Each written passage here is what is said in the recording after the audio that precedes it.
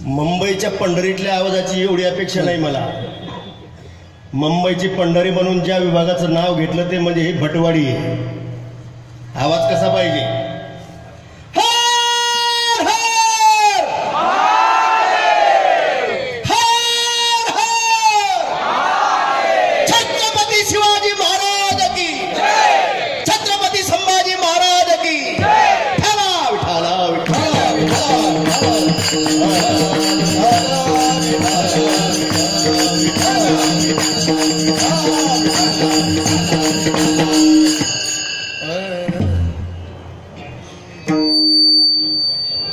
कन्या सासुऱ्यासी जाय मागे परतोनी पाहे तैसे झाले माझ्या जीवा केव्हा भेटसी केशवा चुकली माये बाळ हुर हुर पाहे तैसे झाले माझ्या जीवा केव्हा भेटसी केशवा जीवना वेगळी मासोळी तैसा तुका तळमळी तैसे झाले माझ्या जीवा केव्हा भेटसी केशवा पांडुरंगा करू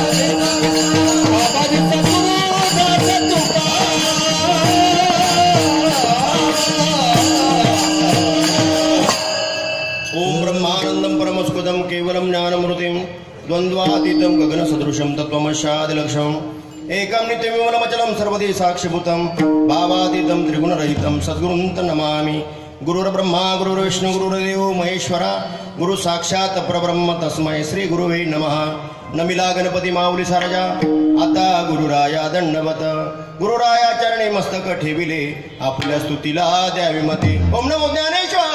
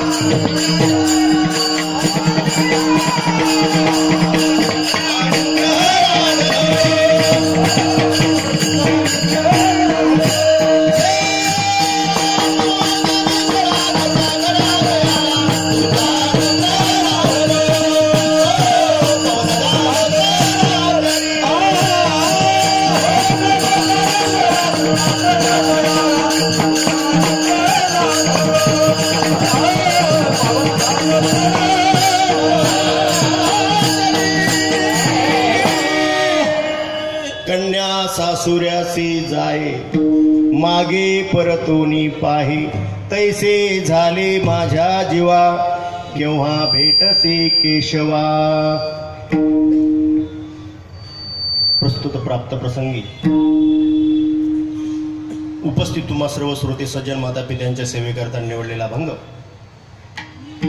जगद्गुरु जगदवंदनीय श्रीमंत वैराग्याचे महामेरुमणी भागवत धर्माचे कळसंत तुकाराम महाराज यांचा हा 4 चरणाचा भगवंताच्या भेटीसाठी अंतःकरणामध्ये निर्माण झालेली अवस्था प्रतिपादन करणारा उत्कृष्ट सगळ्यांच्या परिचयाचा अभंग. विठ्ठल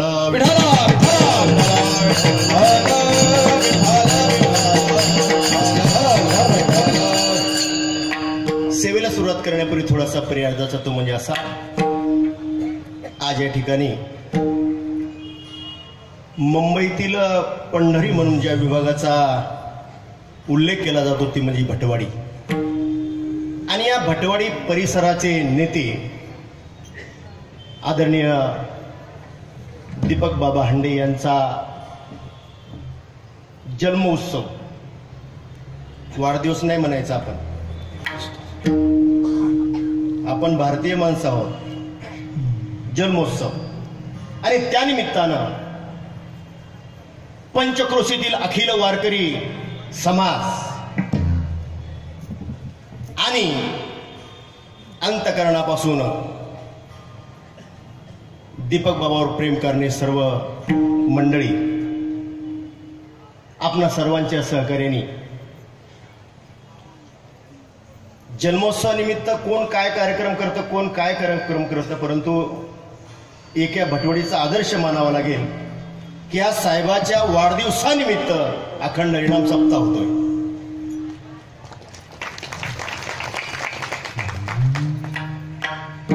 संपूर्ण वारकरी समाज आज या एका धर्मछत्राखाली आणण्याचं कार्य त्यांनी महान कार्य या ठिकाणी केलेलं आहे. सर्वप्रथम मी त्यांना जन्मदिवसाच्या मनापासून हार्दिक शुभेच्छा व्यक्त करतो. आणि बाबांच्या नंतर त्यांचीच परंपरा वारसा चालवणाऱ्या आमच्या आदरणीय अश्विनीताई बाबा हंडे, हो, त्यांनाही मनपूर्वक या ठिकाणी मी त्यांचे हार्दिक अभिनंदन करतो. आज या ठिकाणी मला ज्यांनी तुमच्या पुढे उभं करण्याकरता निमंत्रण दिलं आपल्या सर्वांच्या वतीनं, ते आमचे परमश्री आदरणीय हरिभक्त परायण पोपट महाराज आहेत. त्यांनी मला दिलेलं हे निमंत्रण आणि त्यामुळं तुमचं झालेलं मला दर्शन. विठ्ठल विठ्ठल.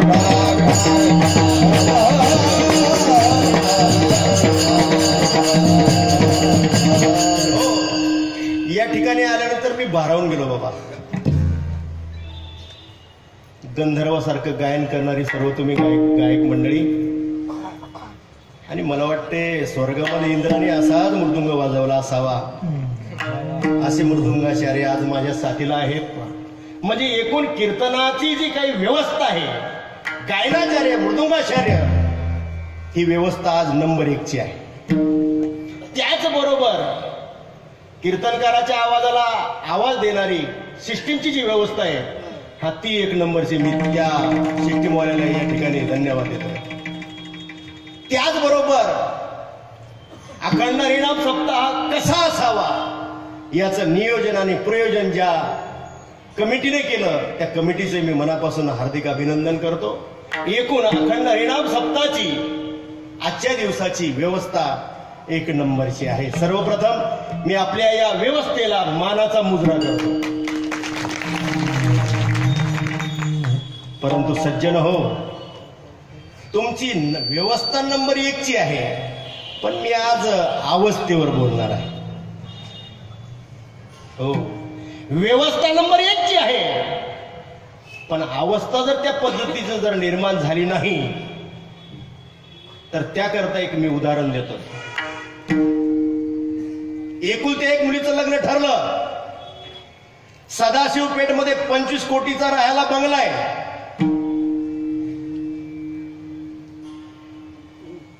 रोजचा टर्नओव्हर जो आहे तो 1.5 लाखाचा आहे. मुलगा डॉक्टर आहे, MD झालेला. फिरायला इंडियन गाडी नाही, BMW गाडी आहे. अशा मुलाबरोबर मुलीचं लग्न लागलं. मुलीच्या भविष्याची व्यवस्था 1 नंबरची बापाने पाहिली आणि मुलीचं लग्न लागलं. मुलगी नांदायला गेली. 1 वर्ष, 2 वर्ष, 4 वर्ष, 10 वर्ष, 12 वर्ष झाली, पण मुलीची अवस्था बदलायला तयार नाही. म्हणजे तिला मुलबाळ व्हायला तयार नाही. व्यवस्था नंबर 1 ची होती. राहायला 25 कोटीचा बंगला, रोज मुलगा रोजचा 1.5 लाख रुपये घरी पगार घेऊन येतोय. फिरायला BMW गाडी, ही व्यवस्था नंबर 1 ची आहे. पण 12-15 वर्ष झाले मुलीला मुलबाळ नाही. त्या मुलीचा संसार सुखाचा का दुःखाचा? मुलीची व्यवस्था नंबर 1 ची आहे, पण जर त्या मुलीची अवस्था बदलली नाही, तिला जर मूल झालं नाही, तर मित्र हो, तो संसार मला वाटतं त्या मुलीचा सुखाचा नाहीये, तो दुःखाचा आहे. तसं परमार्थ करणाऱ्या मंडळींना हात जोडून विनंती करतो, साधू संतांनी परमार्थ केला, व्यवस्थेचा कधीच विचार केला नाही. विचार केला तो अवस्थेचा विचार केला. आणि ती अवस्था तुमच्या माझ्या जीवनामध्ये बांधण्याकरता संत महात्मे कृतयुगी शमदमादी साधन, त्रेतायुगी वेदयुक्त यज्ञ, द्वापारयुगी भावयुक्त पूजन तंत्र विधान विधियुक्त, कृत त्रेता द्वापार आणि कलीमध्ये ती अवस्था जी साधू संतांना प्राप्त झाली, ती अवस्था प्राप्त होण्याकरता त्यांनी जी साधना केली, ती साधना तुम्हाला प्राप्त व्हावी याकरता प्रत्येक युगामध्ये भगवंताबरोबर संत अवताराला आले आणि अवताराला आल्यानंतर गडे हो व्यवस्था नंबर 1 ची आहे, परंतु जर अवस्था जर बदलायची असेल तर तुम्हाला एक काम करावं लागेल. यारे यारे लहाना थोरा, यारे यारे लहाना थोरा, यारे यारे लहाना थोरा, यारे यारे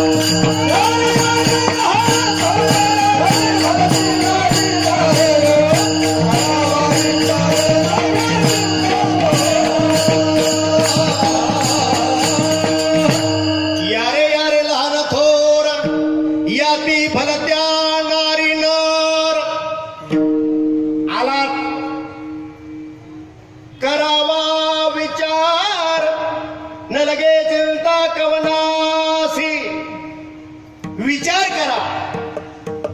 प्रपंचामध्ये एखाद्या वेळेला व्यवस्था नसेल ना, म्हणजे राहायला घर नसेल, झोपडपट्टी असेल, पण त्या घरामध्ये जर एखादं जर पाय जर पाळण्यामध्ये खेळत असेल ना, तर मला वाटतं तो संसार सुखाचा.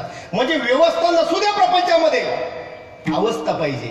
तशी परमार्थामध्ये देखील ज्ञानोबराय म्हणतात, आलाय धर्म मंडपामध्ये किंबहुना सोय जीव आत्मयासी लाहे, जेत जे होय तया नाम सुख, आणि ऐसी अवस्था न जोडता पार्था, जिजेती सर्वथा दुःखची जाण.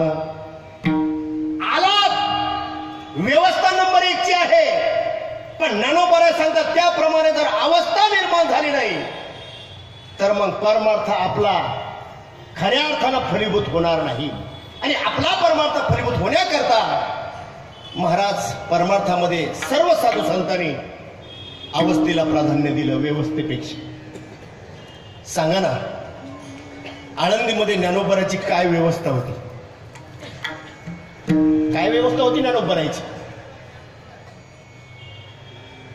धर्म मार्तंडांनी गृहस्थाश्रम संन्यास सोडून समर्पित केला. संन्यास सोडला, गृहस्थाश्रम स्वीकारला म्हणून आळंदीकरांनी विठ्ठलपंत आणि रुक्मिणी मातेला गावाच्या बाहेर काढलं. काय व्यवस्था होती ज्ञानोबराची? 4 घर भिक्षा मागायला गेले विठ्ठलपंत,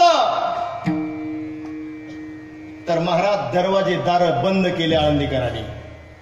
इंद्रायणीच्या पाण्याला स्पर्श करायला गेले तर इंद्रायणीच्या पाण्याला स्पर्श करू दिला नाही. ही व्यवस्था ज्ञानोबराची आई वडिलाची. ज्ञानोबराची काय व्यवस्था आहे? जन्माला आले, निवृत्ती, ज्ञानदेव, सोपान, मुक्ताबाई, 4 रत्न. कुठं बंगल्यामध्ये जन्माला आलेत का? काय व्यवस्था होती? इंद्रायणीच्या काठावर सिद्ध बेटामध्ये गवताची झोपडी, अंतराला जमीन, पांघरायला आकाश. ज्ञानोबरायचा जन्म या व्यवस्थेमध्ये झाला. 4 घर भिक्षा मागायला गेले तर महाराज आयुष्यभर फक्त अव्हेर अव्हेर अव्हेर. शेवटी विठ्ठलपंतांनी धर्मसभेला हात जोडले. मायबाप, मी गुन्हा केला, मला काय शिक्षा द्यायची तेवढी शिक्षा द्या, पण माझ्या लेकरांना तरी न्याय द्या. माझ्या लेकरं मोठे झाले, त्यांची मुंज तरी व्हावी याकरता काहीतरी माझ्यावर कृपा करा. त्यावेळेला धर्मसभेनं, त्या धर्मसभेचे असलेले अध्यक्ष गणेश भट्ट याने आदेश दिला, विठ्ठलपंता, जर तुमच्या मुलाची मुंग व्हावी, त्याला धर्मामध्ये घ्यावं अशी तुमची इच्छा असेल तर देहांत प्रायश्चित्त घ्यावं लागेल. महाराज लेकराचं भविष्य डोळ्यासमोर ठेवून आई बाप मध्यरात्री या चारही लेकरांना झोपेमध्ये ठेवून देहांत प्रायश्चित्ताला निघून गेले. मला कथा सांगायची नाही, ज्ञानोबराची काय व्यवस्था होती आळंदीमध्ये त्यावेळेला. आणि ज्या वेळेला हे लेकरं सकाळी उठली, आई नाही, बापही नाही, आणि आळंदीकर तर पायाजवळ उभं करायला तयार नाहीत. ही लहान लहान चिमुकली लेकरं महाराज आई बाप गेल्यामुळं अगदी पोरकी झाली. आणि पोरकी झालेली लेकरं 2 दिवस फक्त आक्रोश आक्रोश आक्रोश त्या झोपडीमध्ये. गाव आपलं नाही, आई वडील होते, आई वडील सोडून गेले, आता काय करायचं. आणि अशा आक्रोशामध्ये 2 दिवस अन्न नाही, पाणी नाही.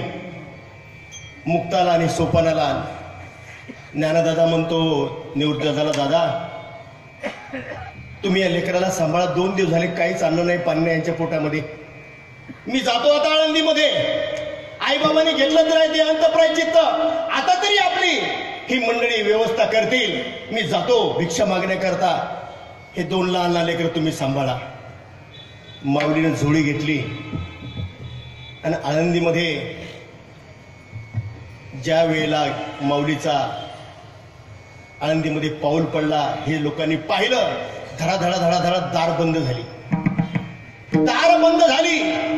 पण ज्या वेळेला मुद्गल शास्त्री नावाचा एक सद्ग्रस्त त्याच्या दारामध्ये जेव्हा माऊली गेले, झोळी पसरली, माई भिक्षां देहि माम. महाराज ज्या वेळेला भिक्षा मागायला झोळी पुढे केली, आवाज दिल्याबरोबर मुद्गल शास्त्रीची पत्नी हातामध्ये भिक्षा घेऊन आली वाढण्याकरता. महाराज धर्मपंडितांनी दिलेला न्याय मान्य करून आईबापांनी देहांत प्रायश्चित्त घेतलं. आता तरी याला समाजाने स्वीकारावं याकरता त्या माऊलीनं मुठभर धान्य घेऊन ज्या वेळेला ती समोर आली, त्यावेळेला त्या मुद्गल शास्त्रीने पाहिलं, ओ थांबा, संन्यासाची पोरं दारात आली, त्यांना भिक्षा वाढताय. त्यावेळेला माऊली म्हणतात, काका ज्या कारणासाठी तुम्ही आम्हाला गावाच्या बाहेर काढलं, आई बाबांना देहांत प्रायश्चित्त घ्यायला लावलं, आता ते कारण संपलं ना. आई बाबा गेले देहांत प्रायश्चित्त घेण्याकरता, आता तरी आमचा स्वीकार करा काका. 2 दिवस मुक्ताच्या सोपानाच्या पोटामध्ये अन्न नाही काका, आता तरी दया करा, आता तरी न्याय द्या. तरी मुद्गल शास्त्री म्हणतो, अरे आई बाप ज्या मार्गाने गेले त्या मार्गाने निघा, थांबू नको इथं. महाराज पुन्हा ज्ञानोबा हात जोडतात, काका लय भूक लागली हो, 2 दिवस झाले अन्न नाही पोटामध्ये. काका तुम्ही जर असं केलं तर काय होणार आमचं सांगा ना. थांब थांब थांब, भूक लागली का तुम्हाला, थांबा. महाराज तो मुद्गल शास्त्री घरामध्ये गेला आणि घरामध्ये गेल्यानंतर गाईचं शेण होतं ना, गाईचं शेण, गाईचं शेण घेतलं महाराज आणि माऊलीच्या झोळीमध्ये टाकलं. जा, भूक लागली का, जा खा, याच लायकीचे आहात तुम्ही, निघा. महाराज माऊलीने ती झोळी घेतली, पण जाताना दादानी सांगितलं होतं, ज्ञाना तू भिक्षा मागायला चाललाच गड्या, पण जर कोणी बोललं तर उलट बोलू नको बरं. ही शिकवण होती माऊलीला दादांची. आणि ज्या वेळेला महाराज ते शेण टाकलेलं पाहिलं, माऊलीने एक शब्दही बोलले नाही. पुन्हा पुढच्या दारामध्ये, पण एकाही आळंदीकरांनी माऊलीच्या जोडीमध्ये भिक्षा वाढली नाही। काय माऊलीची व्यवस्था होती सांगा ना आळंदीमध्ये? काय व्यवस्था होती? आई बाप गेले, दिवाळी आली, दादा म्हणतात मुक्ते आई लय सुंदर मांडे करायची, मांडे खाण्याची इच्छा झाली, तू मांडे बनवतीस का? हो दादा, हा तुमची इच्छा झाली ना, मी मांडे बनवते। आई मोठी मोठी बनवत होती, मी छोटी छोटी बनवते बरं दादा। तुम्ही एक काम करा, तुम्ही स्टांड करून या, मी तोपर्यंत मडकं घेऊन येते, खापर घेऊन येते म्हणले मांडे भाजण्याकरता।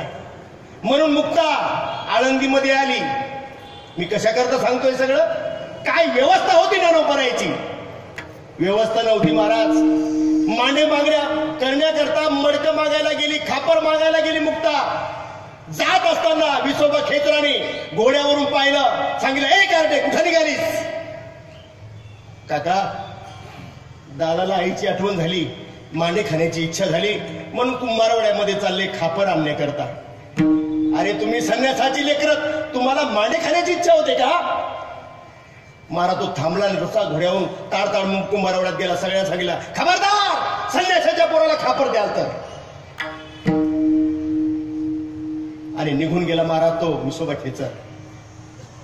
छोटीशी मुक्ता ज्यावेळेला कुंभारवाड्यामध्ये गेली, धार धार धार लोकांनी दार लावून घेतले। पण महाराज जगी ज्यास कोणी नाही त्याशी देव आहे, कोणीतरी एखादा त्राता त्या ठिकाणी निर्माण होतो। हो महाराज, एक माऊली आली ते खापर घेऊन, मुक्ते घे हे खापर घेऊन जा। खापर घेतलं महाराज अगदी आनंदामध्ये, आता दादाला मी मांडे करून देईन। आणि महाराज खापर घेऊन आनंदामध्ये मुक्ता निघाली। समोर पुन्हा तो विठोबासाठी आला आणि हातात खापर पाहिलं, जसं खापर हातामध्ये पाहिलं तशी बुटा सहित लाथ घातली महाराज, आणि ते खापर खाली आदळलं। खापराचे तुकडे तुकडे झाले आणि मुक्ताबाई आक्रोश करू लागली, काका अहो काय आम्ही अन्याय केला? अहो ज्यांनी अपराध केला ते देहांत प्रायचित्त घेण्याकरता निघून गेले। काय केला आम्ही? काय अन्याय केला? मुक्ता रडत रडत रडत रडत झोपडीमध्ये आली। आणि झोपडीमध्ये आल्यानंतर महाराज भूक लागलेली असताना, मांडे खाण्याची इच्छा असताना देखील खापर मिळू दिलं नाही, भिक्षा मिळू दिलं नाही। काय व्यवस्था होती ज्ञानोबारायची आळंदीमध्ये? पण त्या ज्ञानोबारायची अवस्था सांगू का? ज्ञानोबारायची अवस्था धर्म मार्तंडाने सांगितलंय, ज्ञान्या तुझं नाव ज्ञानदेव, आणि हा पखालीचा आहे ना, अरे ना याचाही ज्ञानदेव। तू जसा बोलतो तसा तो बोलेल का? महाराज ज्ञानोबारायची अंतःकरणाची काय अवस्था होती? होय, माझ्यामध्ये जे आत्मतत्व आहे तेच त्याच्यामध्ये आहे। सर्व घटी राम देहा देही एक, सूर्य प्रकाशक सहस्रदर्शी। हा जो माझ्यामध्ये वास करतो तो त्याच्यामध्ये वास करतो, ही ज्ञानोबारायची अवस्था। मला तसा तू बोलतो तसा तो बोलेल का? होय, रेडामुखी वेद बोलविला, रेडामुखी वेद बोलविला,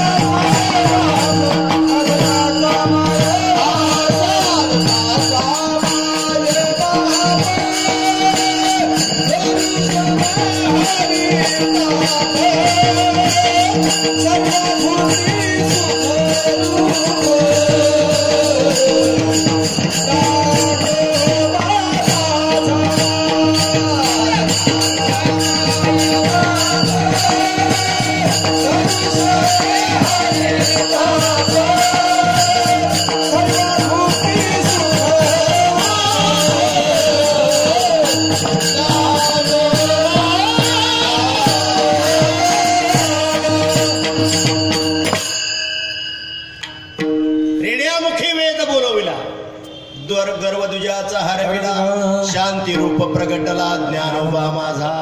ज्ञानोबराची व्यवस्था नव्हती, पण अंतःकरणाची अवस्था निर्मुद्ध प्राणी ज्याला आपण म्हणतो तो रेडा वेद बोलला. जळ भिंत चालली. 1400 वर्षाचा चांगदेव लोटांगण घेत मार ज्ञानोबराच्या पायावर पडला. एवढी ज्ञानोबराच्या अंतःकरणाची ती उच्च अवस्था होती. आणि ती अवस्था जीवनामध्ये प्राप्त व्हावी याकरता ज्ञानोबा तुकोबाच्या या महाराष्ट्रामध्ये गाव तिथे मंदिर आणि मंदिर तिथे अखंड हरिनाम सप्ताह सुंदर प्रोग्राम चालू आहे. व्यवस्था अगदी सुंदर. केवढी मोठी सिटी आहे, काय व्यवस्था आहे सुंदर महाराज. हो, व्यवस्थित राहायला प्रत्येकाला घर नाही, पण केवढं मोठं मैदान आणि केवढी व्यवस्था आहे. व्यवस्था नंबर 1 ची आहे. पण 7 वर्षानंतर अंतःकरणाची तुमच्या काय अवस्था आहे आज. थोडी टेस्ट घेतो, टेस्ट. आज परमार्थ व्यवस्थेत चाललाय. अवस्था फार दुर्मिळ होत चालली आणि ती अवस्था बदलावी याकरता इथं बसल्यापैकी कोण कोण पंढरपूरला गेलं तेवढ्याने हात वर करायचा आहे. तुमच्या पायावर डोकं ठेवतो. जे जे पंढरपूरला गेले ते लहान असतील, मोठे असतील, मृदुंगाचार्य असतील, टाळकरी असतील, त्या सगळ्यांनी हात वर करा. मला पाहू द्या. बाबा बाबा, म्हणजे 100% सगळे पंढरपूरला सगळे गेले. वा वा. तुमच्या पायावर स्थिर साष्टांग नमस्कार. हो, इथं बसलेला प्रत्येक जण पंढरपूरला गेला. वा, मला खूप बाबा समोरचं हे दृश्य पाहून आनंद झाला. आता जी जी मंडळी पंढरपूरला गेली, कुणा कुणाला पांडुरंग परमात्म्याने दर्शन दिलं, आता हात वर करा. पानसरे बाबा ही अवस्था पहा. आता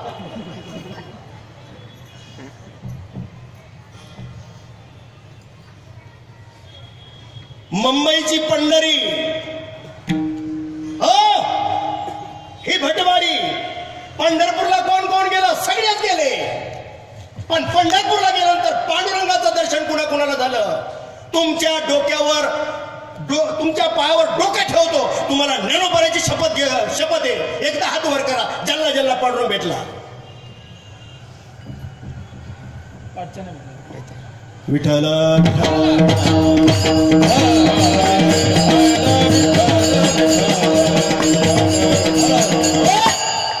मुलीसारखी व्यवस्था आहे हो महाराज. त्या मुलीची काय व्यवस्था कमी होती का. 25 कोटीचा बंगला, फिरायला BMW गाडी, पण तिला मुलबाळ झालं नाही. व्यवस्थेला काय जाळायचं का. मुलबाळ झालेली मुलगी जर समाजामध्ये चालली वाटणं, हंडे बाबा, तर या बाया काय म्हणतात तिला, काय म्हणतात. 12-15 वर्ष तिला मूलबाळ नाही. ती जर महिलामधून चालली रस्त्याने, ते पाठीमागच्या बाया काय म्हणतात तिला, सांगा ना. म्हणजे व्यवस्था नंबर 1 ची आहे, पण अवस्था जर नसेल. काय न पुसका पद्मिनीचे सोहळे, वांजेसी डोहाळे कैसे होती. अरे महाराज, सगळेच पंढरपूरला गेले आणि जर पंढरपूरला जाऊन पांडुरंगाची भेट नसेल तर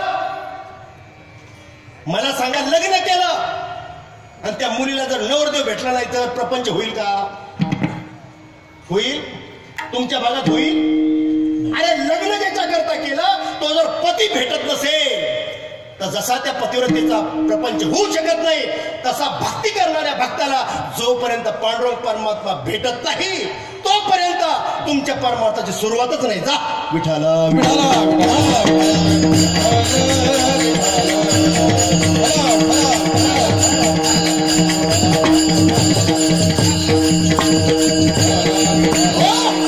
मग पांडुरंग परमात्म्याची आम्ही वारी करतो का. आम्हाला पांडुरंग परमात्मा भेट देत नाही, त्याचं कारण आहे आपल्या अंतःकरणाची अवस्था. हो, तो कुणालाही नाही दर्शन देत.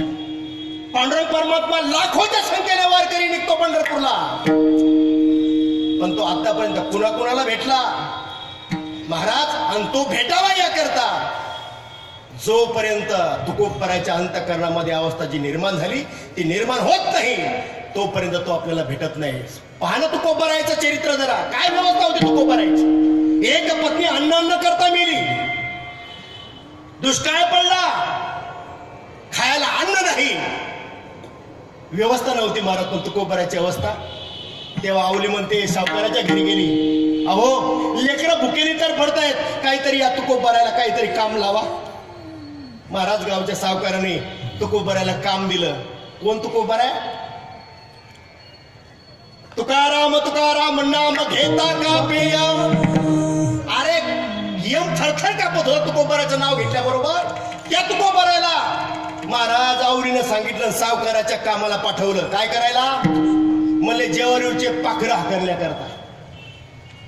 काय तुकोबाराची अवस्था. मळा आता पूर्वीच, आता या लोकांना इथल्या माहिती का नाही माहित नाही, पण ते ज्वारी राखायला मी स्वतः गोफण घेऊन महाराज ते ज्वारीचे पाखरं हाकले. हो, त्या ज्वारीच्या मध्ये तो मळा बांधलेला आणि तुकोबारावर त्या गोफण घेऊन वर गेले. पाहता तर बरेच पक्षी आलेले आणि मस्त दाणे टिपत होते. तुकोबाराचं अंतःकरण धोरणाला, पांडुरंगा इथंही तू आलास, भूक लागली म्हणून ते सगळे दाणे टिपतोस. तुला भूक लागली, खा पांडुरंगा खा. कुणाला म्हणत होते तुकोबारा? पक्षाला का पांडुरंगाला? पक्षी दिसतच नव्हते, पांडुरंग दिसत होता त्यांना. पांडुरंगा सावकाश, अगदी सावकाश. आणि मग डोक्यात आलं की अरे पांडुरंग आता इथं जेवण करेन म्हणजे खाईन, पण याला पाणी कुठून? लगेच तुकोबारा खाली उतरले, विहिरीवर गेले, पोऱ्यानं पाणी काढलं. हा, त्या पाण्याचे द्रोण बनवले. त्या द्रोण त्या प्रत्येक त्या झाडाला नाही का, झाडाला म्हटलं त्या ताटाला बरोबर ते द्रोण बांधले, पाणी भरले. पांडुरंगा हा इथंच खायचं आणि इथंच पाणी प्यायचं. परिणाम काय झाला? महिन्या 2 महिन्यांनी ज्या वेळेला मालक आले पाहायला शेतावर काय चाललं तुकोबाराचं राखण, पाहता तर सगळ्या पिश्या झाल्या. पिश्या, एकाही कणसाला दाना नाही.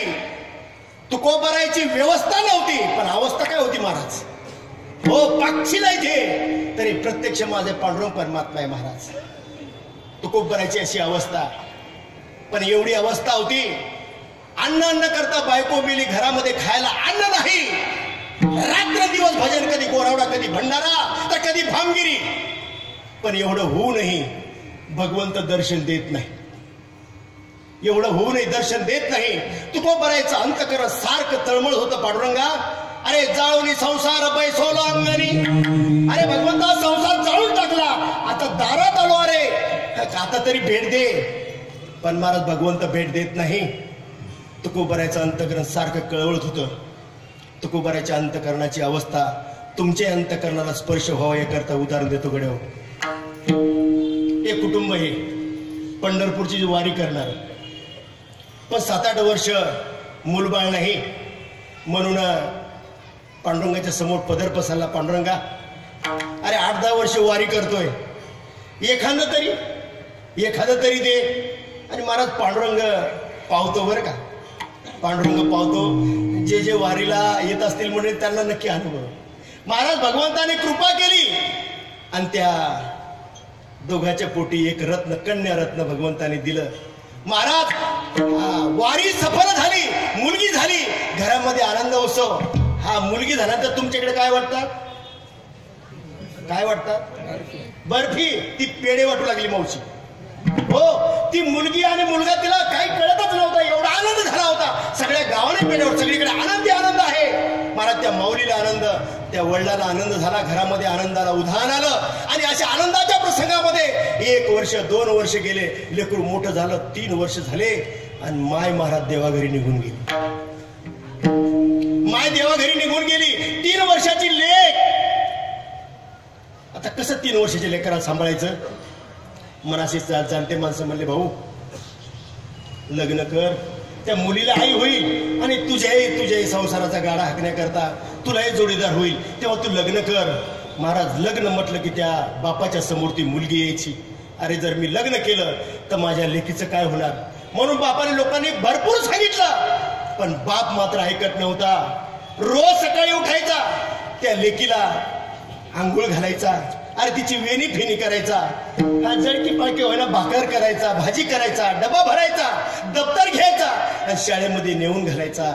आणि पुन्हा मोलमजुरीला जायचं. पुन्हा संध्याकाळी आलं की शाळेमध्ये जायचं आणि त्या लेकराला घरी आणायचं. महाराज ही मुलगी अशा बाप आई झाला आणि त्या मुलीला लहानाचं मोठं करू लागला. जशी मुलगी मोठी मोठी होत गेली महाराज रोज रोज त्या मुलीचं सुखलं दुखलं ताप आला की महाराज रात्रभर बापानी आई होऊन त्या लेकीच्या कपाळावर पट्ट्या ठेवायच्या. हो सगळ्या डॉक्टरकडे यायचं. सगळी व्यवस्था त्या मुलीची पाहिली आणि मुलगी पाहता पाहता 18 वर्षाची झाली. आणि 18 वर्षानंतर जाणते माणसं म्हणले भाऊ मुलीचं लग्न करावं लागेल. महाराज मुलीचं लग्न म्हटलं आणि आता माझं लेकरू मला सोडून जाणार म्हटल्यानंतर बापाचं अंतःकरण भरून आला. अरे 18 वर्ष लहानाची मोठी केली आई केव्हा 3 वर्षाची असताना गेली आणि आता मुलगी मला सोडून जाणार. महाराज अंतःकरणाला ते सहन होत नव्हतं परंतु निलाज नव्हता. पाहुणे आले पाहायला. सोयरीक पक्की झाली महाराज. पक्की सोयरीक झाली. पाहुणे निघून गेले. महाराज ताटं वाढले दोघांनी. बापलेकांनी ताटं वाढले आणि जेवायला बसला. बाप एक घास घेतला आणि घास घेता घेता मुलीचा भविष्य काळ ठेवला की आता महिन्याभराने आता माझी लेक माझा तुकडा मला सोडून जाणार. महाराज अंतःकरण भरून आलं. कंठ भरून आला. बापाने तसाच घाट टाकून दिला आणि घरामध्ये गेला. हुंस हुंस रडू लागला. मुलीने ती पाहिलं. मुलीने घास टाकून दिला आणि मुलगी बापाला समजावले बाबा तुमची जर इच्छा असेल तर मी लग्न करत नाही पण रडू नका तुम्ही. खूप समजावण्याचा प्रयत्न केला. महाराज रात्रीचा आता दोघेही तसेच उपाशी गेले. पुन्हा दुसरा दिवस उजाडला पण शेवटी महाराज मुलीचं लग्न म्हटल्यानंतर सगळी तयारी सुरू झाली. महिनाभर बाप याच्या दारात त्याच्या दारात मुलीच्या लग्नाकरता मोलमजुरी करणारा सामान्य माणूस मुलीचं लग्नाकरता सगळी व्यवस्था केली. हो लग्नपत्रिका छापल्या गेला. लग्नाच्या दिवशी मुहूर्ताच्या दिवशी दारामध्ये मंडप टाकला गेला. शास्त्रविधीप्रमाणे सकाळी साखरपुडा झाला. दुपारी हळदी समारंभ झाला आणि संध्याकाळी 6:30 वाजता एका बाजूला मुलगी एका बाजूला मुलगा मध्ये अंतर पाठ धरला. तेवढ्यामध्ये ब्राह्मण काका शेजाऱ्याला बोलवतो. काका इकडे या इकडे या. त्या मुलीच्या मायला बोलवा. कशा करता तुळशी वृंदावनापाशी नाही का पाण्याची झाड टाकणे का तुळशी वृंदावनाला 5 मंगलाष्टकापर्यंत जा. मुलीच्या आईला घेऊन या. महाराज मुलीच्या आईचं नाव काढल्याबरोबर ज्याला सांगितलं का त्याचं अंतःकरण भरून आलं की आता मी कोणती आई आणू आता इथं. महाराज त्याचं अंतःकरण भरून आलं. तो तसाच गेला. तो तिकडेच रडत बसला. तो नाही आई नव्हतीच तर कोणा राहायची. बराच वेळ मुलीची आई येत नाही म्हणून ब्राह्मण काकाने माई घेतला. अहो मुलीच्या आईला घेऊन या लवकर. मुलीच्या आईला घेऊन या म्हटल्याबरोबर हे शब्द कानावर पडल्याबरोबर मुलीच्या कानावर शब्द पडल्याबरोबर मुली हंबाटावला काका. अहो माई तर 3 वर्षाची असताना गेली काका. कुठून माझी माई येणार. हंबाटा फोडला. महाराज सगळ्यांनी सांभाळून धरलं घेतलं मुलीला. कुणीतरी एका शेजारच्या चुलतीला म्हणला काकेला तिथं उभं केलं. 5 मंगलाष्टक झाले आणि 5 मंगलाष्टक झाले. कन्यादान करायचं. बोलावर मायवर बापाला. काका तुमच्या पाया पडतो मायचं नाव घेऊ नका. पुन्हा त्या मुलीने आक्रोश करायला सुरुवात केली. काका माय 3 वर्षाची असताना गेली हो. नका ना मायला बोलू माझ्या. पुन्हा कुणीतरी मावशी आली. महाराज कन्यादान झालं. 7 फेरे झाले आणि आता तो शेवटचा प्रसंग. महाराज बाप तर हे शक्य सहनच करू शकत नाही. अशा वेळेला बापाने महाराज तिथं उभं राहिलं सोडून दिलं आणि घरात गेला आणि ओक्साबोक्षी फक्त रडत होता. सगळी मंडळी जमली. मुलीला वाटी लावायचं. तात्या कुठे तात्या कुठे. इकडे तिकडे पाहतात मुलीचा बाप दिसत नाही. आता काय करायचं म्हणून सगळ्यांनी शोधाशोध केली तर बाप एका कोपऱ्यामध्ये मुलगी आता वाटी लावायची म्हणून ओक्साबोक्षी रडत होता. गडे हो आणलं धरून. बापाला आणलं धरून. आमच्या विदर्भामध्ये एक प्रथा आहे बरं का पानसरे महाराज. ते एक वटी धरायची मुलीने अशी आणि प्रत्येक जेवढे मंडळी असतात ना त्यांनी ते फळं टाकायचे त्या वटीमध्ये. बाप माग ते फळे घेऊन ते अशी वटी घेऊन उभा असतो आणि सगळ्यांनी ते फळ टाकायचे असतात. महाराज बाप तर उभा राहिलाच नाही पण मुलगी पण उभी राहिली. दोघं एकमेकाच्या गळ्यात पडले. ओक्साबोक्षी रडत होते. शेवटी बैलगाडी सजवली आणि मुलीनं बापाला बसवलं. मुलगी म्हणते बाबा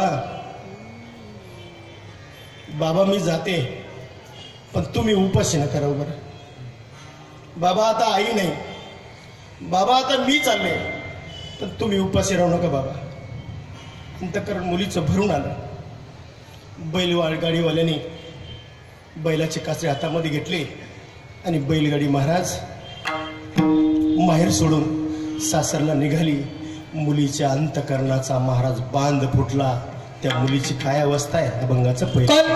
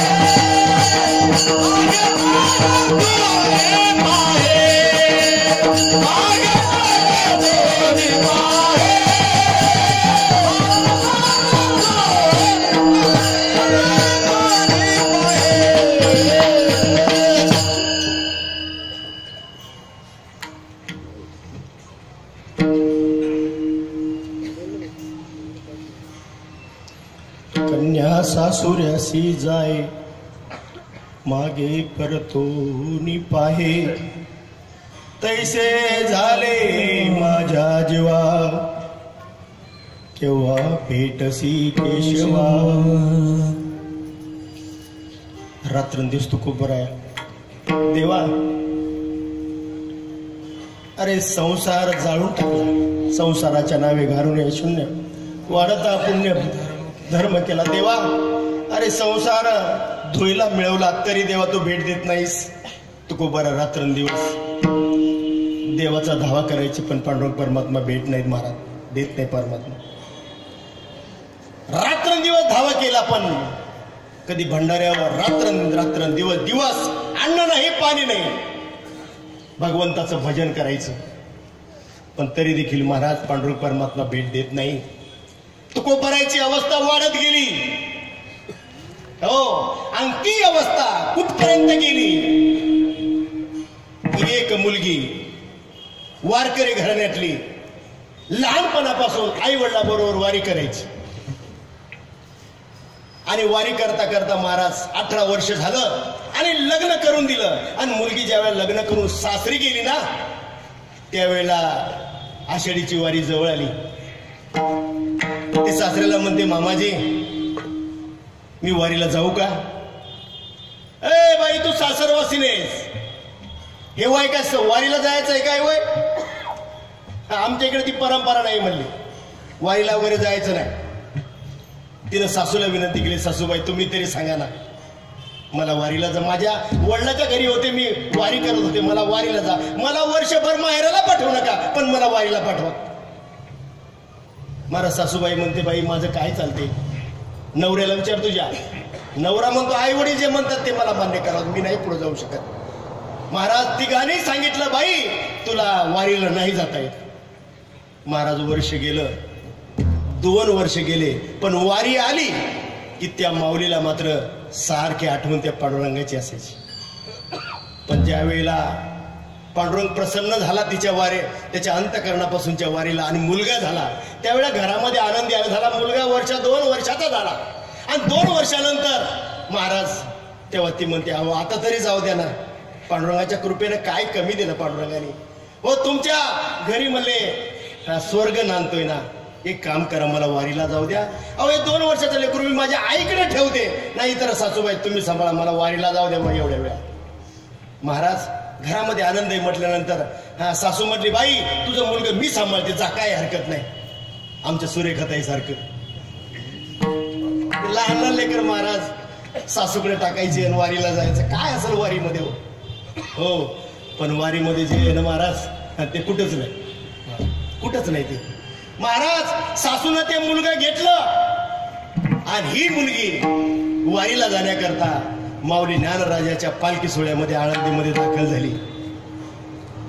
जी मंडळी पालखी सोहळ्याला माऊलीच्या आळंदीला आले असतील त्यांनी आता ध्यान देऊन ऐका, वारी म्हणजे काय हो. आणि महाराज त्या वारीमध्ये ती सामील झाली. माऊली ज्ञानराजाचं पालखीचं प्रस्थान म्हणजे समाधीवरून पादुका त्या पालखीमध्ये ज्या वेळेला पुजारी मंडळी आणि काही ज्येष्ठ मंडळी ज्या वेळेला ते उचलतात ना महाराज त्या पादुका, त्यावेळेला जसा अंगाला करंट लागावा तसा अंगाला करंट बसतो महाराज. थरथर थरथर हात कापतात, अंतकरण भरून येतं, कंठ सद्गदित होतो. माऊली पालखी सोहळ्यात म्हणजे त्या पालखीमध्ये बसत असताना महाराज हे फक्त वारकऱ्याचीच अवस्था नाही. पुंडलिक वरदे हरी विठ्ठल श्री ज्ञानदेव पंढरीनाथ भगवान. आणि असा जय घोष झाल्याबरोबर अख्खा वारकरी समाज महाराज शारून जातो, अंतकरण भरून येतं आणि ऑटोमॅटिक डोळ्यामधून आनंदाश्रूच्या धारा सुरू होतात. माऊलीच्या पालखीमध्ये प्रस्थान होताना आणि महाराज इकडे वारकऱ्याचीच ही अवस्था नाहीये, तर प्रत्यक्ष शंकर भगवंताची सिद्धेश्वराची अवस्था पाहता आहे. अरे हे संन्यासाचं पोर म्हणून या समाजाने गावाच्या बाहेर हाकललं, याला भिक्षा मिळू दिली नाही आणि हे लेकरू आता पालखी म्हणजे पंढरीश परमात्म्याला भेटण्याकरता चाललंय. महाराज सिद्धेश्वराचंही अंतकरण भरून येतं हो, अंतकरणाचा थरकाप होतो. आजही कलियुगामध्ये 2018 मध्ये या विज्ञानाने म्हटले काय खरंय काय खोटे, कॅमेरे लावून ठेवले सिद्धेश्वराच्या त्या कळसाकडे. हो, ज्ञानोबरायचा प्रस्थान होत असताना वारकरी समाज तर गैवरतोच, पण शंकर भगवंत देखील त्या सिद्धेश्वराचा महाराज पिंडीमध्ये गैवरतात आणि तिकडे कळस असा हलायला सुरुवात होतो. आजही ज्ञानोबरायचं प्रस्थान झाल्याबरोबर शंकर भगवंताचं देखील अंतकरण महाराज भरून आल्याशिवाय राहत नाही. आणि ज्या वेळेला हा माऊली पालखीमध्ये बसतात आणि माऊली आता अजून घरी मुक्काम करून सकाळी आता माऊली पंढरीश परमात्म्याच्या दिशेने निघतात. काय तो कल्लोळ आहे महाराज, कल्लोळ प्रेमाचा प्रेमाचा प्रेमाचा महाराज जे घोष होतो. आणि महाराज वारकरी हा ज्ञानोबा तुकोबाच्या जय घोषामध्ये निघतात. ज्ञानोबा माऊली तुकाराम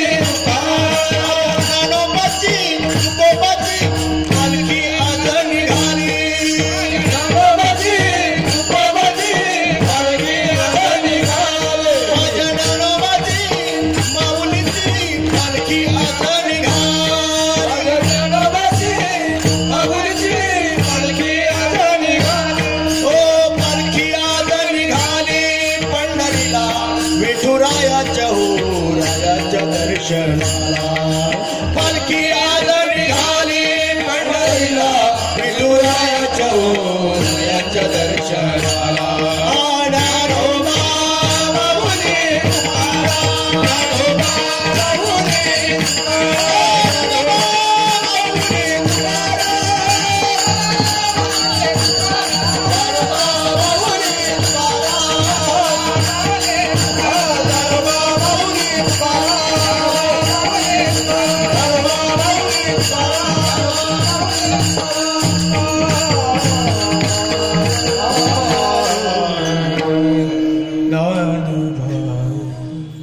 पहिला मुक्काम पुण्यनगरी. महाराज एक रात्रभर ते बाळ राहत घरी, पण दुसऱ्या दिवशी ते मुलगा रडायला सुरुवात करत, आई आई आई आई आई. हा तेव्हा महाराज अनेक प्रकारे सासू समजावण्याचा प्रयत्न करते, पण रात्रभर मुलगा सारखं आई आई आई आई सारखं रडतंय. माझी आई कुठे गेली, माझी आई कुठे गेली.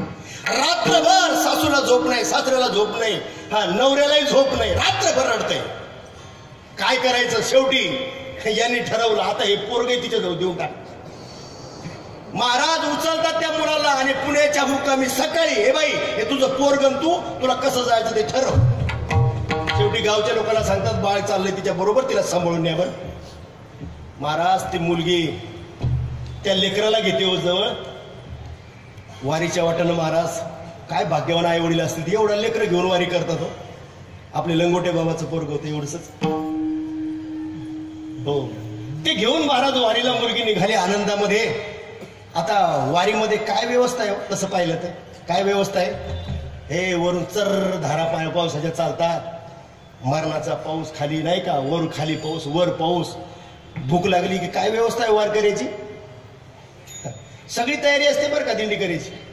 सारखा तर पाऊस असतो, कसा स्वयंपाक करणार, स्वयंपाक करायला जागा नाही. तर मग शेवटी हा दिंडी प्रमुख म्हणतो, हो आचारी बुवा काय ना म्हणले हो द्या आळंद पिठलं भात हो द्या म्हणले, आता काय करता. महाराज भूक लागलेली असती बरं का, दिवसभर चालायचं, भूक लागलेली असती, पण आता काय करणार, व्यवस्था असते तर काय हो. मग काय नाही, पिठलं घ्यायचं मस्तपैकी करायचं, भात घ्यायचं ताटामध्ये, ते काय पंक्तीला बसायला जागा नाही, मग बुफे पार्टी, मग लागा वारकरी लाईन. मग ते ताट घ्यायचं आणि एका वारकऱ्याने भात घ्यायचा आणि एकाने ते आळण टाकायचं आणि पुढं व्हायचं. आता पुढे गेल्यानंतर ते आळण थोडं घट्ट असतं, पण ते पातळ करायची गरजच नाही, कारण वरून पाऊस चालू असतो त्याच्यामध्ये. हो वरचा पाऊस आणि ते आळण मारा करायचा, कसं तरी खायचं आणि पुन्हा नंबर करा. संध्याकाळ झाली, आता दिवसभर चालल्यानंतर कुठंतरी विसावा तरी चांगला पाहिजे ना महाराज. संत श्रीपाद बाबा रामदास पालखी सोहळ्याबरोबर आलेल्या मंडळीची फार व्यवस्था आहे महाराज तसं पाहिलं तर. पण जर वारकऱ्याची जर व्यवस्था पाहिली ना, आम्ही पाहतो अरे पाणी साचलेलं असतं त्या काळ्या वावरामध्ये आणि तिथं तंबू टाकलेले असतात. त्या नागटीमध्ये एवढा चिखल आणि ते तंबू टाकून, ते तंबू टाकणारे माणसं कुठे जिथे त्यांची जागा असते ते तंबू टाकून देतात. ते कसं झोपायचं तुम्ही ठरवा.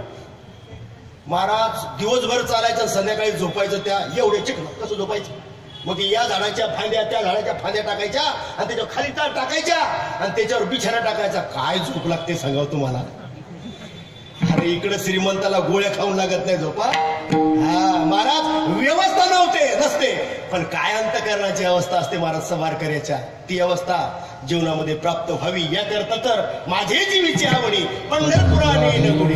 ज्ञानोबरांनी वारीची परंपरा अंतकरणाची अवस्था बदलण्याकरता सुरू केली. पण आज सगळी मंडळी अवस्थेपेक्षा व्यवस्थेमध्ये अडकली, म्हणून अवस्था निर्माण होत नाही. आणि ती अवस्था निर्माण व्हावी याकरता महाराज पालखी सोहळा आळंदीपासून पंढरपुरापर्यंत वाखरीला गेला. आणि वाखरीला गेल्यानंतर माऊलीच्या पालखीचे बैल सोडले गेले. वाखरीपासून पालखी नेण्याचा मान कुणाचा आहे माहिती का?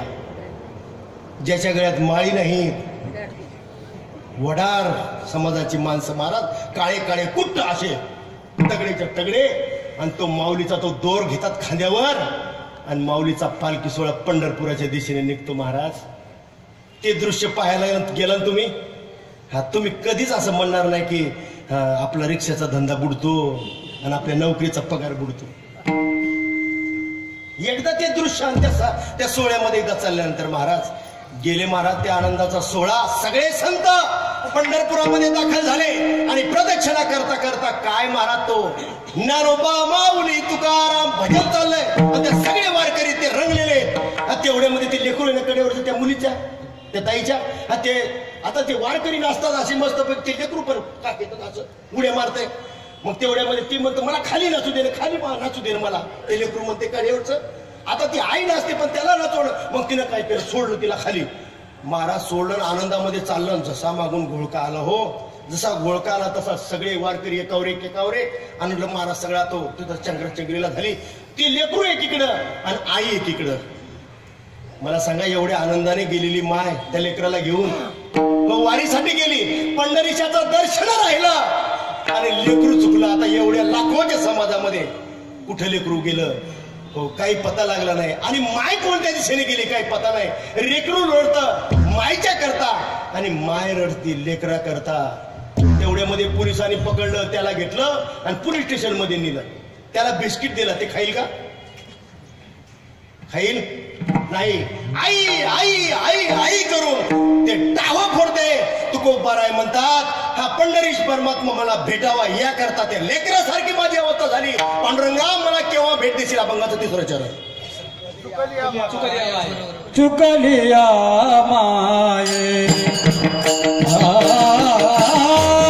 चुकलिया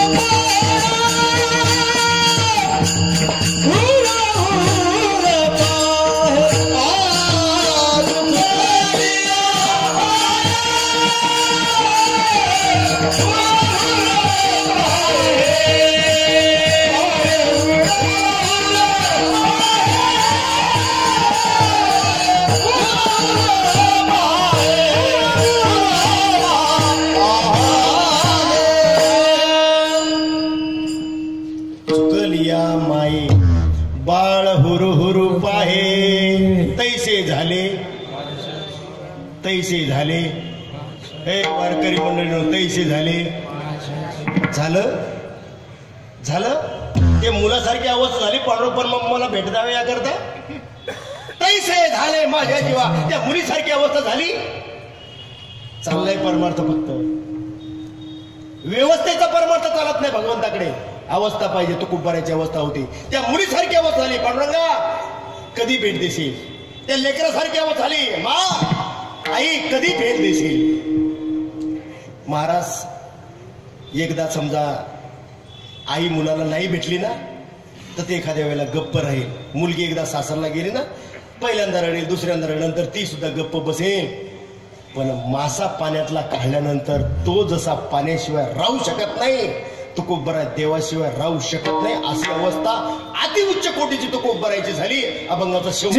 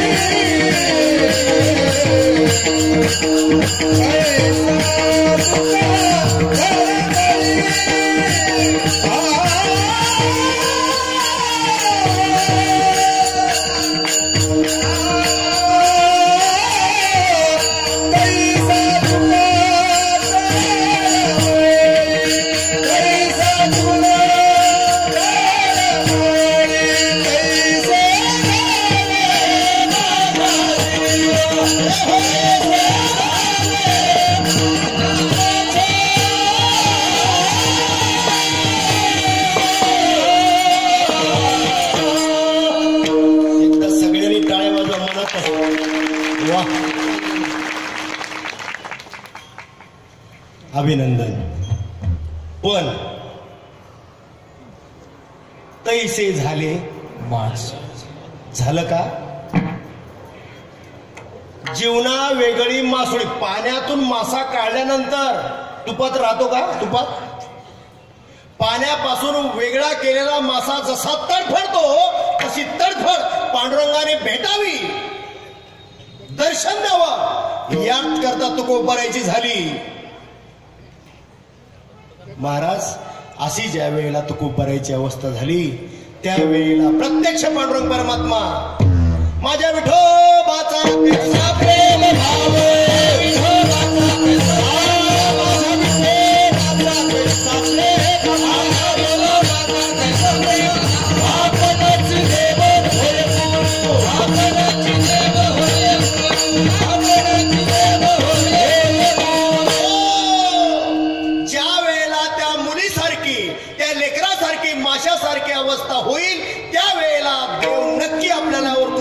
करतो. तुकोबरायावर कृपा केली. आता ज्यांना ज्यांना पांडुरंगाचं दर्शन झालं नाही त्यांच्यापैकी कुणाकुणाला पांडुरंगाचं दर्शन व्हावे अशी इच्छा आहे, आता एकदा त्यांनी हात वर करा. कुणाकुणाला पांडुरंगाची भेटीची अपेक्षा आहे, बस खाली करा. आता तुकोबराची अशी अवस्था झाली. आता तुकोबराने काय केलं, तुकोबराच्या जीवनामध्ये काय घडलं म्हणजे देवाने भेट दिली. आता ते सगळ्यांनी नीट ऐका. अवस्था झाली, पांडुरंगाने भेट द्यावी, पण पांडुरंग तरी भेट देत नाही. पण त्यावेळेला महाराज तुकोबराच्या जीवनामध्ये सोन्याचा दिवस उजाडला. माघ शुद्ध दशमी पाहुणी गुरुवार केला अंगीकार तुका सापडविले वाटे दाता गंग स्नाना मस्तकी तो झाला ठेविला. माघ शुद्ध दशमीचा दिवस उजाडला. बाबाजी चैतन्यासारखे समर्थ सद्गुरू बाबाजी चैतन्य ट्रस्टचे आज अधिकारी या ठिकाणी बाबा आलेले आहेत ओतूरवरून. कुठे बाबा? हा बाबा या ठिकाणी बसलेले. बाबाजी चैतन्यासारख्या समर्थ सद्गुरूची भेट झाली. तुकोबराच्या मस्तकावर वरदहस्त प्राप्त झाला. बाबाजीने स्वप्नी येऊन तुकयाला अनुग्रह दिधला निज प्रीती. तुकोबराच्या जीवनामध्ये पांडुरंगाची भेट होण्याकरता सद्गुरू सारखा समर्थ बाप तुकोबराच्या जीवनामध्ये आला. मस्तकावर हात ठेवला आणि भगवत नामाचा अनुग्रह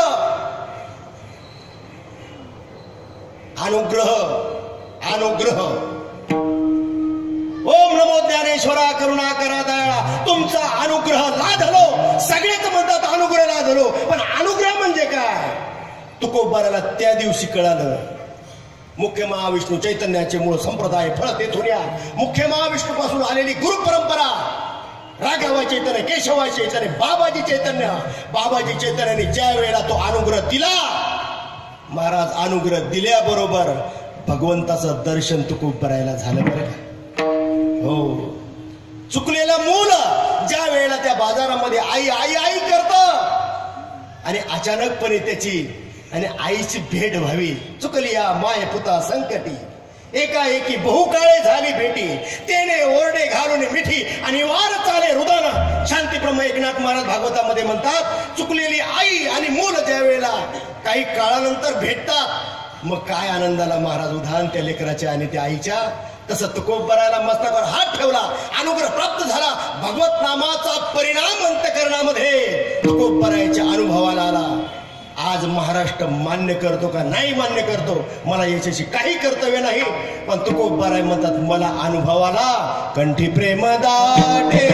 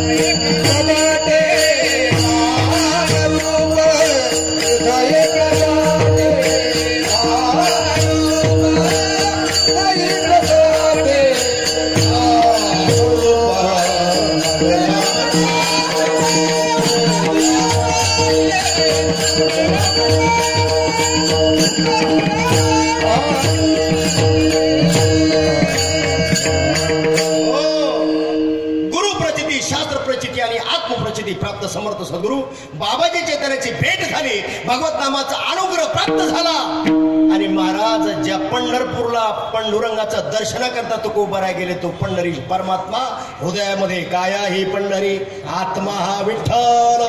आत्मा हाच विठ्ठल आहे, आत्मा हाच राम आहे याची अनुभूती तुकोबराला प्राप्ती झाली. आणि ज्या वेळेला ते रामरूप प्रगट झालं त्यावेळेला कंठ सद्गदित झाला. डोळ्यावाटे आनंदाश्रूच्या धारा, अंगावर रोमांच उभे राहिले. नेत्री अश्रूची या धारा, ओठे रोमांच शरीरा, ते या पंढरीच घडे खळा पाजर रोकडे. अष्टसात्विक भाव तुकोबरायच्या जीवनामध्ये अनुभवाला आले.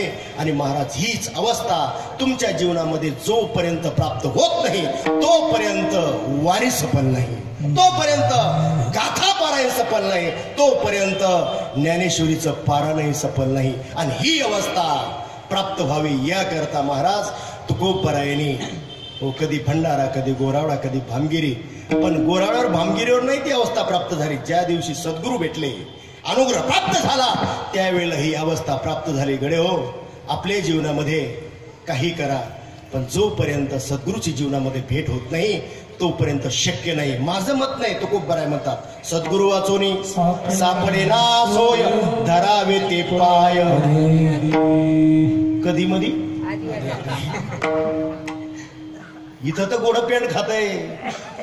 सद्गुरू वाचोने सापडे ना सोय धरावे ते पाय. आधी आधी शिक्षण नंतर सद्गुरू आधी, नोकरी नंतर सद्गुरू आधी, लग्न नंतर सद्गुरू आधी. तुम्हाला काय करायचे तुम्ही करा, पण मी ठरवलं होतं. हो, शिक्षण नंतर सद्गुरू आधी, लग्न नंतर सद्गुरू आधी, प्रपंच नंतर सद्गुरू आधी. हे जेव्हा ठरवलं तेव्हा ते कुठंतरी कणभर हाताला लागलं गड्या. हो, नाही तर मग काय नाही, लग्न होऊ द्या, मुलं बाळ होऊ द्या, सर्व्हिस होऊ द्या, रिटायर होऊ द्या, आणि मग ज्ञानोबा तुकाराम निघू द्या. नाही जमणार. अरे म्हणे नाही भाव म्हणे देवा मला पाव. नाही नाही नाही, आधी प्रपंच नंतर परमार्थ शक्य नाही ते. हो, देव काही बाजारचा भाजीपाला नाही र. आणि तो देव प्राप्त व्हावा, ती अवस्था अंतःकरणामध्ये प्राप्त व्हावी याकरता या अभंगाची जशी तुकोबरायची अवस्था तेव्हा देवाची भेट झाली सज्जन हो, तशी आपल्या अंतःकरणाची जोपर्यंत अशी अवस्था होत नाही तोपर्यंत सद्गुरू भेटत नाहीत. आणि सद्गुरू जोपर्यंत जीवनामध्ये भेटत नाही तोपर्यंत भगवंताच्या भेटीचा साक्षात्कार, त्याला आत्मसाक्षात्कार म्हणतात, तो जीवनामध्ये प्राप्त होत नाही. आणि तो प्राप्त व्हावा याकरता ज्ञानोबा तुकोबरायने, नाथरायने, नामदेवरायने प्रयत्न केला. आणि तो प्रयत्न आज महाराष्ट्रामध्ये माझ्यासारखे 50 ते 60 हजार कीर्तनकार या महाराष्ट्रामध्ये प्रयत्न करतात. पण माणसं ऐकतात का? माणसं ऐकतात? माणसं ऐकत नाहीत. माणसं कीर्तन ऐकतात पण माणसं ऐकत नाहीत. माणसं ऐकत नाहीत. MIT इंजिनिअरिंग कॉलेजमध्ये सर्व्हिस करतोय पुण्यामध्ये. दुपारचा लंच ब्रेक झाला महाराज, आणि काही प्रोफेसर मंडळीने आम्ही टेबलवर भोजनाकरता डबे उघडले. आता जेवण करायचंय. तेवढ्यामध्ये वारकऱ्याची, वारीला चालणाऱ्या वारकऱ्याची काही परंपरा आहे. हो, वारीला जेव्हा वारकरी जेवायला बसतो त्यावेळेला शर्ट काढून जेवायला बसतो. बिना शर्ट घातलेला वारकरी जेवायला बसत नाही. आता गेले 20 वर्ष माऊली ज्ञानोबरायच्या बरोबर सर्व्हिस करून वारी करतो. पण आता काहीतरी नियम पाळायचे म्हणून आता कॉलेजमध्ये थोडं शर्ट काढून बसता येते, पण काही नियम पाळायचं म्हणून या शर्टाचे असे 2-4 बटन मी असे ओपन केले आणि जेवायला सुरुवात केली. वागता वागता वागता वागता गळ्यातली माळ बाहेर आली. माळ बाहेर आल्याबरोबर समोरच्या प्रोफेसर, सिव्हिल इंजिनियर, सोलापूर जिल्ह्यातल्या देवळाली गावच्या, फक्त नाव नाही सांगत, मला म्हणता सर. मला काय? मला तुम्ही बुवा दिसताय. कोणी बाई? महाराष्ट्रातली माळकऱ्याची चेष्टा करते. सर तुम्ही बुवा दिसताय. मला आतापर्यंत काय बाई होतो का? महाराष्ट्रातल्या मंडळीला अजून माळ का घालतात हे अजून माहिती नाही. म्हणले सर ती माळ घातलीच पाहिजे का? काय म्हणते ती बाई? सोलापूर जिल्ह्यातली, पांडुरंगाच्या जिल्ह्यातली. मला म्हणते सर ती माळ घातलीच पाहिजे का? म्हणलं मॅडम लग्न झालं का? म्हणले लग्नाचा माळीचा काय समज? म्हणलं नाही जवळचा. म्हणले लग्न झालं का? म्हणले हो. किती मुलं? 1 मुलगा 1 मुलगी. मग आता उद्या ड्युटीवर येताना गळ्यामध्ये मंगळसूत्र घातलंच पाहिजे का?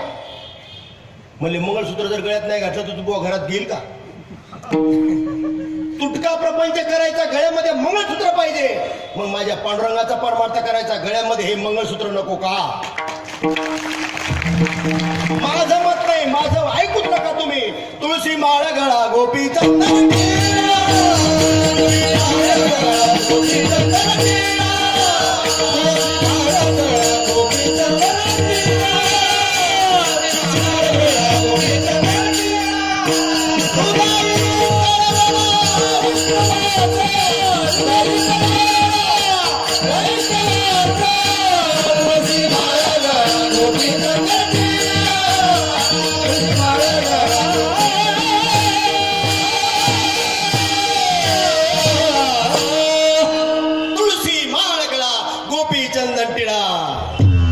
जर त्या पांडुरंगाचा प्रपंच करायचा असेल तर गळ्यामध्ये तुळशीची माळ घातलीच पाहिजे, पर्यायच नाही. इंजिनियर असा, डॉक्टर असा, वकील असा, नाही तर कुणी असा, गळ्यामध्ये तुळशीची माळ घातलीच पाहिजे. जसं हिंदू संस्कृतीमध्ये ए बाई तू डॉक्टर असेल, वकील असेल, तो कुणी क्लास 1 अधिकारी असतील, पण लग्न जर करायचं असेल आणि बोल्यावर हिंदू शास्त्राप्रमाणे उभं राहायचं असेल तर गळ्यामध्ये मंगळसूत्र घातलंच पाहिजे. आणि घातल्यानंतर नवऱ्याच्या घरी नांदलं पाहिजे, हे महत्वाचं आहे. आणखीन पुढचं, आज माळी सगळ्यांनीच घातल्या, बरेच माळकरी, पण नांदायचं माहिती का? हो, पांडुरंगाचा परमार्थ करायचा, पण नांदायचं कसं? जरा गाथा वाचा म्हणजे कळेल, ज्ञानेश्वरी वाचा म्हणजे कळेल.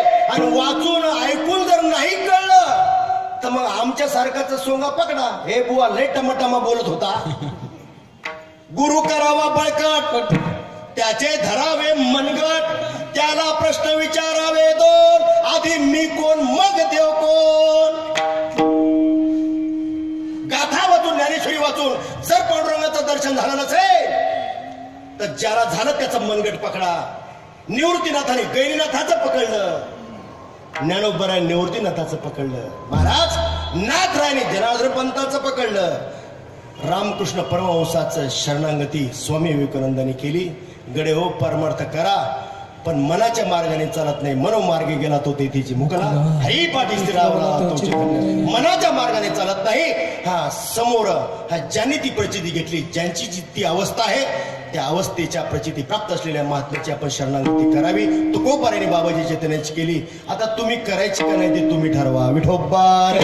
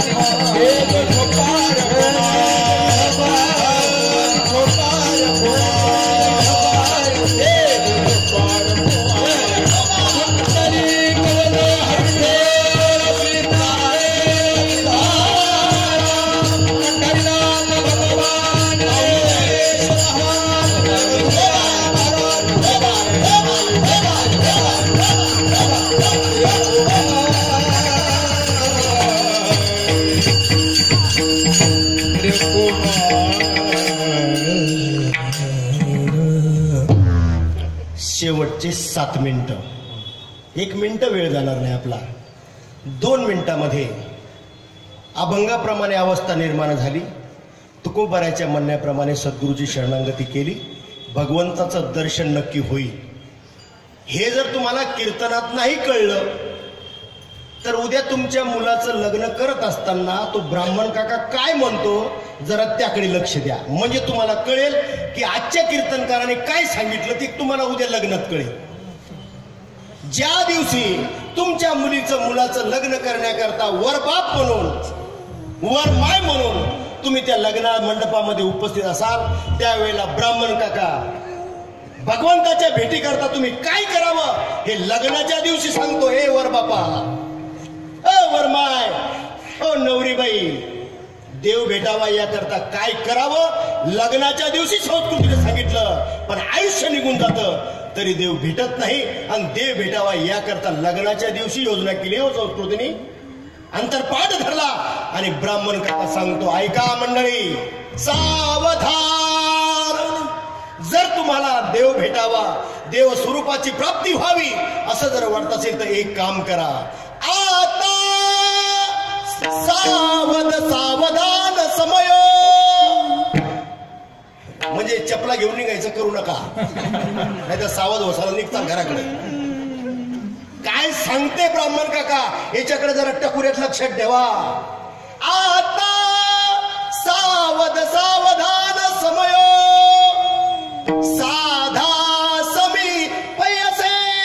देव कुठे? समीप. समीप म्हणजे प्रत्येकाच्या जवळ.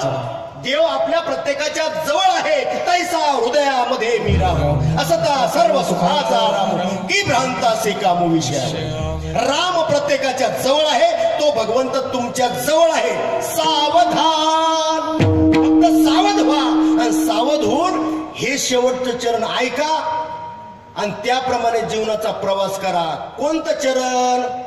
भावे सद्गुरूचे पदांबुज धरा,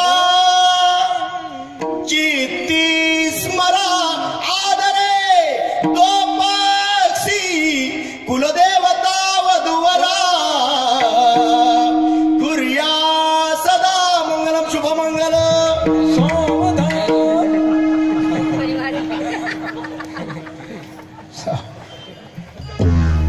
वराड आलं पोटासाठी, नवरा मरो तर नवरी मरो, काय मेनो केला.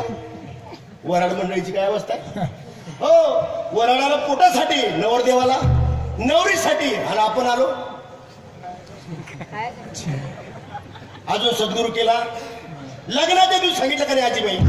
सांगा, तुमच्या लग्नाच्या दिवशी असंच म्हटलं होतं ब्राह्मण काकांनी. केला सद्गुरू? हो, प्राप्त झाला अनुग्रह.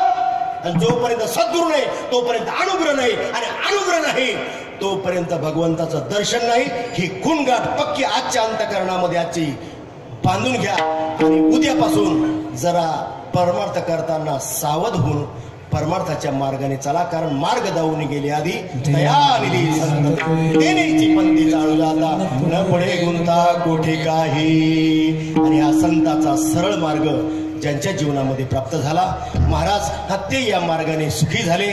हो, आणि या मार्गाने तुम्हाला मला जर सुखी व्हायचं असेल तर मार्ग अनेक आहेत, पण ज्ञानोबा तुकोबाचा मार्ग अतिशय सोपा आहे. तुका म्हणे सोपे आहे सर्वांनी, पण शहाणा तो देणे घेतोय ते.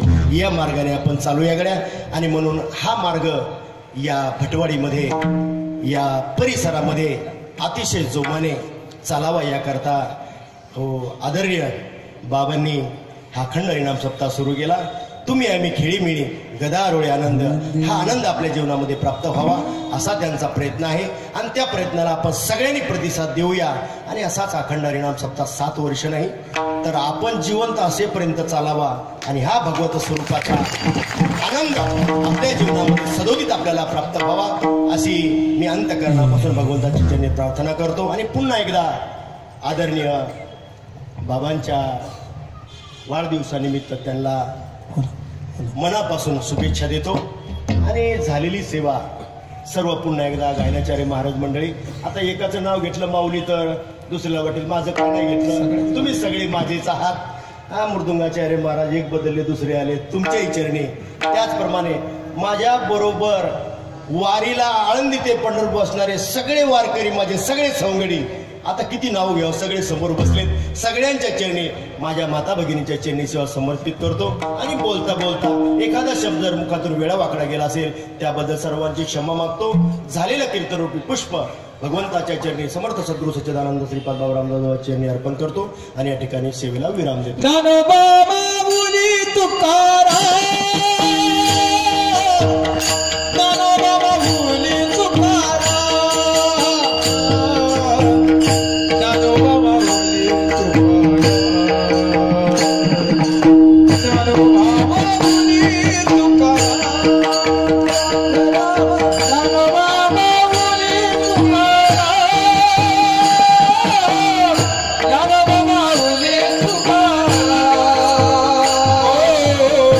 Nano